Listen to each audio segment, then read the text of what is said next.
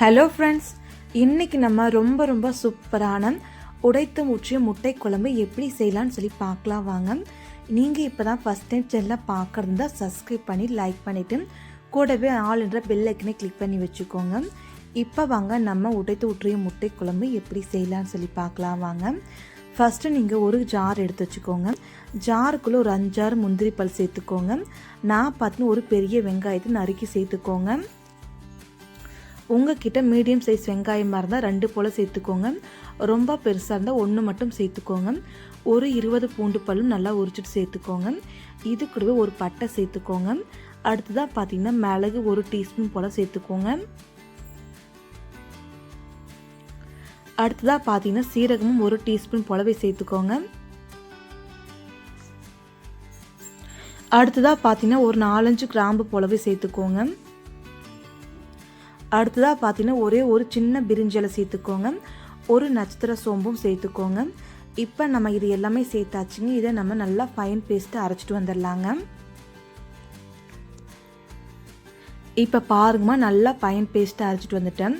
இதை நம்ம ஒரு பாத்திரத்துக்கு மாற்றிக்கலாங்க. இப்போ நம்ம பாத்திரத்துக்குள்ளே மாற்றிட்டேன். அதே மிக்ஸி ஜாரை வச்சுக்கோங்க. மறுபடியுமே இதுக்குள்ளே நம்ம தக்காளி சேர்த்துக்கலாங்க.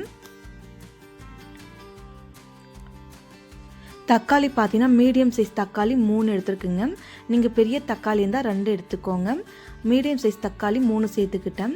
அடுத்தா பார்த்தீங்கன்னா கொஞ்சமாக தேங்காய் சேர்த்துக்கோங்க. ஒரே ஒரு துண்டு போல் தேங்காவை குட்டி நறுக்கி சேர்த்துக்கோங்க. இதுவே நம்ம ஃபைன் பேஸ்ட்டு அரைச்சிட்டு வந்துடலாங்க.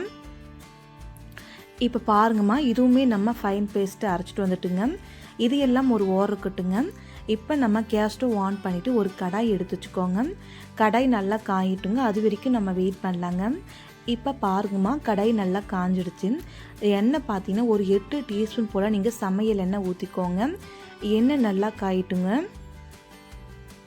எண்ணெய் நல்லா காஞ்சதுமே நம்ம ஃபஸ்ட்டு அரைச்சி வச்சு இல்லையா வெங்காயம் பூண்டு பல் முந்திரி எல்லாமே அதை நீங்கள் சேர்த்துக்கோங்க. சேர்த்துட்டு ஒரு கரண்டி எடுத்துக்கோங்க. கரண்டி வச்சு நீங்கள் நல்லா கலக்கி விட்டுருங்க.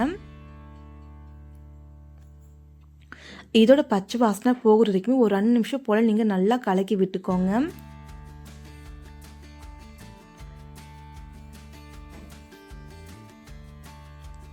பாருங்கம்மா, இதோட பச்சை வாசனை நல்லா போயிடுச்சு. இப்போ இது இருக்கட்டுங்க. அடுத்த நம்ம தக்காளி அரைச்சி வச்சோம் இல்லையா, தக்காளி தேங்காயும் இதுவும் நீங்கள் சேர்த்துக்கோங்க. இதுவும் நீங்கள் சேர்த்துட்டு ஒரு கரண்டி வச்சு ஃபஸ்ட்டு நீங்கள் கலக்கி விட்டுக்கோங்க. அதே போல் தக்காளியும் பச்சை வாசனை போகுங்க. அது வரைக்கும் நீங்கள் நல்லா வதக்கி விட்டுக்கோங்க. சும்மா ஒரே 1 நிமிஷம் போல் வதக்கி விட்டால் போதுங்க. அதிக நேரம் வதக்கி விடணும் அவசியம் கிடையாதுங்க. இப்போ பாருங்கள், நல்லா வதங்கி வந்துடுச்சு. மேலே ஃபுல்லாகவே எண்ணெய் பிரிஞ்சு வந்திருக்கு. நீங்களே பாருங்கள். இப்போ நம்ம கரண்டி எடுத்துக்கலாங்க. கரண்டி வச்சு நம்ம நல்லா கலக்கி விட்டுக்கலாங்க.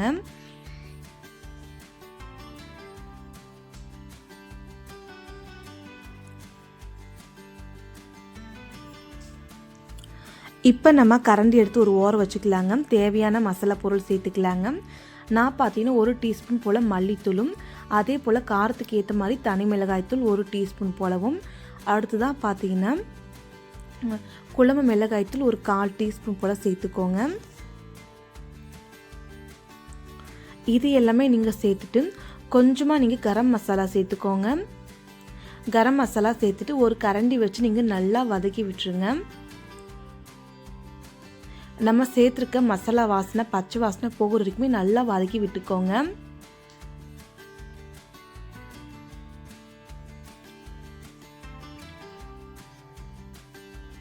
இப்போ நம்ம நல்லா கலக்கி விட்டாச்சுங்க.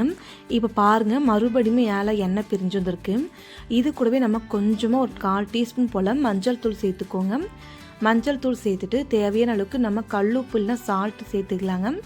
நான் பார்த்தீங்கன்னா ஒரே ஒரு 1/2 டீஸ்பூன் போல் கல்லுப்பு சேர்த்துட்டு மறுபடியும் ஒரு கரண்டி வச்சு நல்லா கலக்கி விட்டுக்கிட்டுங்க. கலக்கி விட்ட பின்னாடி நம்ம மசாலா அரைச்சோம் இல்லையா, மசாலா ஜாரு, அந்த ஜாருக்குள்ளே நீங்கள் கொஞ்சமாக தண்ணி ஊற்றிட்டு அரைச்சி ஊற்றிக்கோங்க. இப்போ நம்ம அரைச்சி ஊற்றியாச்சுங்க. இப்போ ஒரு கரண்டி எடுத்துக்கோங்க. கரண்டி வச்சு லைட்டாக நீங்கள் கலக்கி விட்டுருங்க. இது லைட்டாக கொதி வரட்டுங்க. அதுக்கப்புறம் நம்ம மிச்ச தண்ணியை ஊற்றிக்கலாங்க.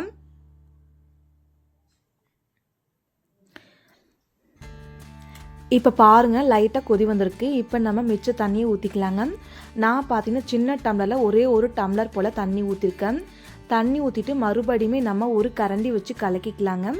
பாருங்கள் குழம்பு இந்த அளவுக்கு கெட்டியாக இருக்குங்க. ரொம்ப தண்ணியும் சேர்த்தாதீங்க, இந்த அளவுக்கு இருந்தால் போதுங்க. இப்போ நம்ம இது நல்லா கலக்கி விட்ட பின்னாடி லைட்டாக கொதி வரட்டுங்க. அது வரைக்கும் நம்ம வெயிட் பண்ணலாங்க. இப்போ பாருங்கம்மா லைட்டாக கொதி வந்திருக்கு, மேலால் எண்ணெய் பிரிஞ்சு வந்திருக்கு இல்லையா. இந்த ஸ்டேஜில் நீங்கள் கரண்டி வச்சு கலக்கி விட்ட பின்னாடி உங்ககிட்ட எத்தனை முட்டை ஊற்றணுமோ அத்தனை முட்டை நீங்கள் ஊற்றிக்கலாங்க. நீங்கள் முட்டையை டேரெக்டாக உடச்சி ஊற்றிக்கலாம், அப்படி இல்லை நீங்கள் இந்த மாதிரி கப்பில் ஒவ்வொரு முட்டையை உடச்சி ஊற்றிக்கலாங்க.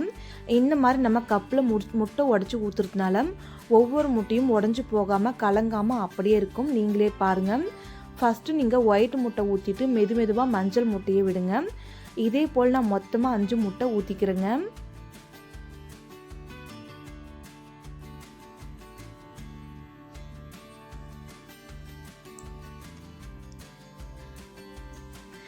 இப்போ பாருங்கம்மா, மொத்தமாக நான் 5 முட்டை உடச்சி ஊற்றிருக்குங்க. இந்த மாதிரி நீங்கள் கப்பில் உடச்சி ஊற்றுனீங்கன்னா ஒரே ஒரு முட்டை கூட உடையாமல் கலங்காமல் அப்படியே இருக்குங்க. இப்போ நம்ம மூடி போட்டுக்கலாங்க. நீங்கள் முட்டையை உடச்சி ஊற்றுனதுமே கேஸ் ஸ்டவ் சிம்மில் வச்சுட்டு ஒரு 10 நிமிஷம் போல் கொதிக்க வைக்கலாங்க. நான் பார்த்தீங்கன்னா இடையில 5 நிமிஷம் கழித்து ஓப்பன் பண்ணுங்க முட்டை. பாருங்கள் இப்படி தாங்க இருக்குது. நம்ம லைட்டாக கரண்டி எடுத்து லைட்டாக தள்ளி விட்டுடலாங்க. நீங்களே பாருங்கள், இந்த முட்டை ஒன்று கூட உடையாமல் அப்படியே இருக்குங்க. இப்போ நம்ம முட்டையை லைட்டாக எடுத்து விட்ட பின்னாடி மறுபடியும் மூடி போட்டு இன்னொரு 5 நிமிஷம் போல் மட்டும் நம்ம கொதிக்க வச்சுக்கலாங்க அதே சிம்மில். இப்போ பாருங்கள், மொத்தமாக நமக்கு 10 நிமிஷம் முட்டையை வேக வச்சுங்க.